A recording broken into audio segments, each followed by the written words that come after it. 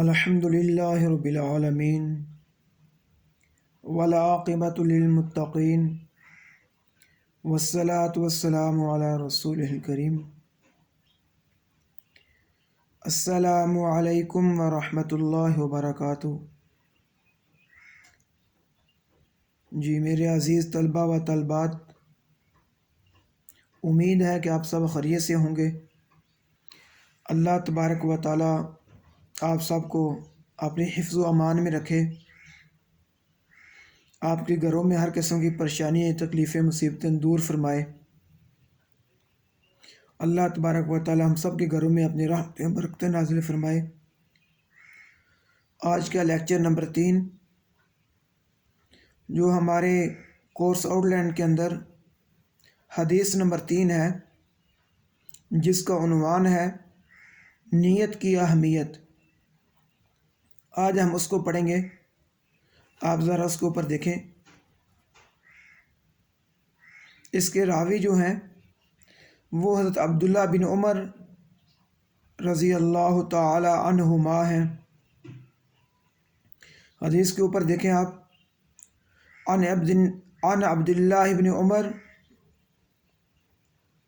رضی اللہ تعالی عنہما قال قال رسول اللہ صلی اللہ علیہ وسلم۔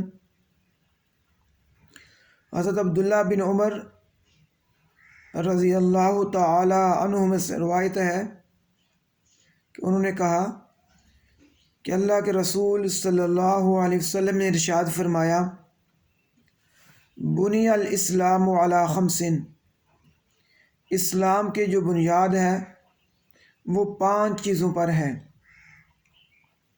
یعنی اسلام کے جو ارکان ہیں وہ 5 ہیں۔ سب سے پہلے نمبر 1 پہ شہادت اللہ الہ الا اللہ،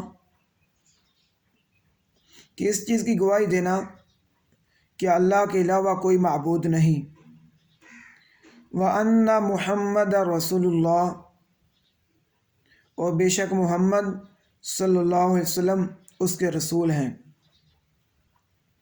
دوسرے نمبر پر وَإِقَامِ الصَّلَاةِ، اور نماز قائم کرنا، اس کا دوسرا رکن۔ اور تیسرا رکن وَإِيتَاءِ الزَّكَاةِ، اور زکوٰۃ ادا کرنا۔ اور چوتھے نمبر پر وحج البیت، اور بیت اللہ کا حج ادا کرنا۔ اور 5ویں نمبر پر وصوم رمضان، رمضان کے روزے رکھنا۔ جس طرح بیٹا آپ دیکھ رہے ہیں کہ یہ بھی حدیث بخاری شریف سے لی گئی ہے، تو کچھ حدیث مبارکہ میں وحج البیت کے الفاظ آخر پر آتے ہیں، وصوم رمضان کے الفاظ جو ہیں وہ پہلے آتے ہیں، لیکن یہ ضروری نہیں کہ اللہ کے نبی صلی اللہ علیہ وسلم نے صرف ایک جگہ پہ یہ ارکان اسلام کو بیان فرمایا ہو سکتا ہے کہ مختلف مواقع پہ اللہ کے نبی صلی اللہ علیہ وسلم نے اس حدیث مبارکہ کو بیان فرمایا ہو، اور اس وقت جو راوی، جو صحابی سن رہے ہوں، تو انہوں نے جس طرح اللہ کے نبی صلی اللہ علیہ وسلم نے اگر کسی جگہ پر بیت اللہ کے حج کرنے کے الفاظ کو پہلے رکھا، اس کو پہلے نوٹ کر لیا، پہلے بیان فرما لیا، اور اگر صوم رمضان کے الفاظ کو پہلے رکھا تو اس میں صوم رمضان کے الفاظ کو پہلے نوٹ فرما لیا۔ اس میں کوئی فکر کرنے والی بات نہیں۔ مختلف کتابوں کے اندر یہ مختلف حدیث ملتی ہے، لیکن جو حدیث کا منشا ہے، جو اس کی اہمیت ہے، اس کی طرف ہم نے غور کرنا ہے کہ جس طرح ہم اس کے عنوان سے ہمیں معلوم ہو رہا ہے کہ ارکان اسلام، اس کو ہم 5 پلرز آف اسلام بھی کہتے ہیں، کہ اسلام کے وہ 5 پلرز، ارکان رکن کی جمع ہے، اور رکن آپ جانتے ہیں کہ کسی بھی چیز کا جو اہم حصہ ہوتا ہے اس کو رکن کہا جاتا ہے۔ اور اسلام کے جو ارکان ہیں وہ اس حدیث مبارکہ کے اندر بیان کیے گئے۔ اس میں سب سے پہلا کا جو ذکر ہے وہ اس چیز کی گواہی دینا، اللہ الہ الا اللہ، کہ اللہ کے علاوہ کوئی معبود نہیں۔ اگر ایک بندہ اللہ پر ایمان نہیں رکھتا، رسول اللہ صلی اللہ علیہ وسلم کو اس کا آخری نبی نہیں مانتا، تو ہم اس کو مسلمان نہیں کہیں گے، وہ مسلمان نہیں ہو سکتا۔ اس لیے مسلمان ہونے کے لیے ایک ضروری ہے کہ اللہ تبارک و تعالیٰ کو اپنا خالق، مالک، رازق مانا جائے، اسی کو الہ مانا جائے، اسی کی عبادت کی جائے، اس کے ساتھ کسی کو شریک نہ ٹھہرایا جائے۔ اور دوسرے حصے میں وَأَنَّ مُحَمَّدَ رسول اللہ، کہ جو محمد صلی اللہ علیہ وسلم ہے وہ اللہ کے آخری رسول ہیں۔ اللہ تبارک و تعالیٰ نے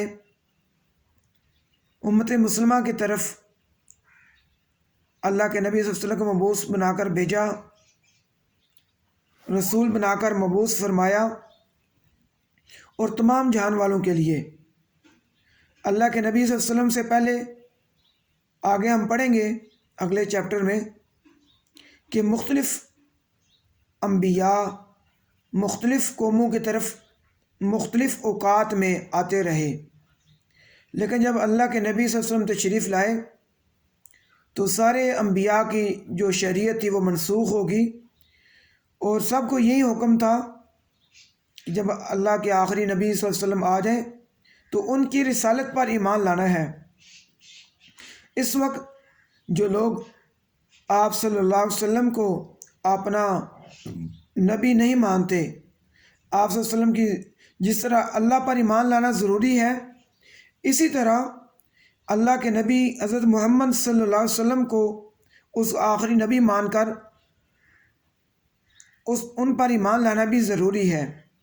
یہ ایمان کا ضروری جز ہے۔ اگر کوئی انسان اللہ پر ایمان لے آتا ہے، نبی صلی اللہ علیہ وسلم پر ایمان نہیں لاتا، تو وہ مسلمان نہیں۔ جی، دوسرے نمبر پر جو چیز بتائی گئی کہ اسلام لانے کے بعد، مسلمان ہونے کے بعد جو چیز ہم پر فرض ہوتی ہے وہ ہے نماز۔ جس طرح ہم اس حدیث مبارکہ کے اندر دیکھ رہے ہیں وَإِقَامِ الصَّلَاةِ، اور تم نماز قائم کرو۔ پہلے نمبر پر گواہی ہے توحید کی اور رسالت کی، اور دوسرے نمبر پر نماز کو قائم کرنے کا حکم ہے۔ اب یہاں پہ ہے نماز کو قائم کرنا۔ قائم کرنے کا جو مفہوم ہے وہ یہ ہے کہ ہر نماز کو باجماعت ادا کیا جائے، خشوع و خضوع کے ساتھ، وقت کی پابندی کے ساتھ اس کو ادا کیا جائے۔ اور نماز کا جو حکم ہے، جو اتنا اہم فریضہ ہے، قرآن مجید فرقان حمید میں تقریباً 700 سے بھی زیادہ مقامات پر اللہ تبارک و تعالیٰ نے نماز کا ذکر فرمایا، اور اکثر مقامات پر نماز پڑھنے کا حکم، اور کچھ مقامات پر نماز پڑھنے والوں کے لیے خوشخبری ہے کہ ان کو دنیا میں اور آخرت میں کیا ملنے والا ہے، اور کچھ مقامات پر نماز نہ پڑھنے والوں کے لیے سزا اللہ تبارک و تعالیٰ نے بیان فرمائی۔ عزیز طلبہ و طالبات، آپ ذرا غور کریں، الحمدللہ ہم سب مسلمان ہیں،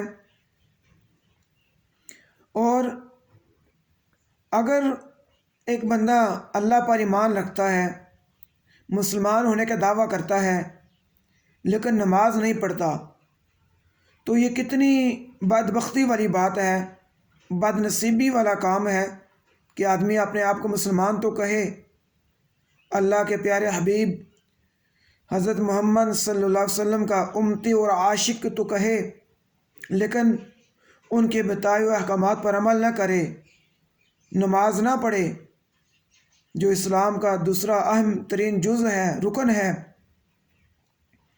اور دوسری حدیث مبارکہ کے اندر اللہ کے نبی صلی اللہ علیہ وسلم ارشاد فرما رہے ہیں، الصلاۃ عماد الدین، نماز جو ہے وہ دین کا ستون ہے۔ اور آپ من اقامہ فقد اقام الدین، جس نے ستون کو قائم رکھا گویا اس نے دین کو قائم رکھا۔ ومن ہدمہ فقد ہدم الدین، اور جس نے